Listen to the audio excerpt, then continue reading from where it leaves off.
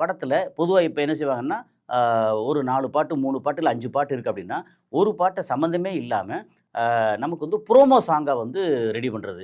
என்னன்னா, ஒரு புரோமோ சாங்கும்போது சோக பாட்டோ, அல்லது தத்துவ பாட்டோ அப்படிலாம் பெருசா இருக்காது. இந்த புரோமோ சாங்ன்னு வரும்போது, எல்லாரும் வந்து சந்தோஷமா ஒரு ஸ்டெப்பு போட்டு ஆடக்கூடிய அளவுக்கு வந்து புரோமோ அது இருக்கும். அது வந்து ஒரு பெப்பி சாங்கு, ஒரு குத்துப்பாட்டு மாரி. குத்துப்பாட்டுங்கிறதுக்காக உடனே வந்து இந்த பார்ல இதில போடுறது அப்படிலாம் கணக்கெல்லாம் இல்ல. இது வந்து ஈவன் குடும்பத்துக்குள்ளேயே குதூகலமா ஏதாவது ஒரு நல்ல விசேஷ தினத்தில ஒரு குத்துப்பாட்டு டைப்ல போடுறது அப்படின்னா, அந்த மாரி அ ஒரு ஒரு புதுசா ஒரு பாட்ட ரெடி பண்ணி, அத வந்து டிஃபரெண்ட் டிஃபரெண்ட் லொக்கேஷன்ல வச்சு, டிஃபரெண்ட் ஆட்கள வச்சு மூவ்மெண்ட் குடுத்து, அத நம்ம புரமோட் பண்றது. புரமோட் பண்ணும்போது இந்த பாட்டு வந்து அப்படியே பரவுச்சு அப்படின்னா, இந்த பாட்டு என்ன படம்? அப்போ நம்ம படம் ரிலீஸ் ஆகும்போது இந்த பாட்டுனால நம்ம படம் வந்து ஞாபகத்துக்கு வரும். அப்ப இந்த படத்தில பாட்டு இருக்கு போல இருக்கே! அப்படின்னு. இதுக்கு உதாரணம் வந்து அந்த "ஒய் திஸ் கொலவெறி" வரும்போது 3ன்ற படம். அப்ப அந்த பாட்டு சூப்பர் டூப்பர் ஹிட் ஆச்சு. ஸோ அந்த பாடலுக்காகவே வந்து போய் பார்த்தாங்க.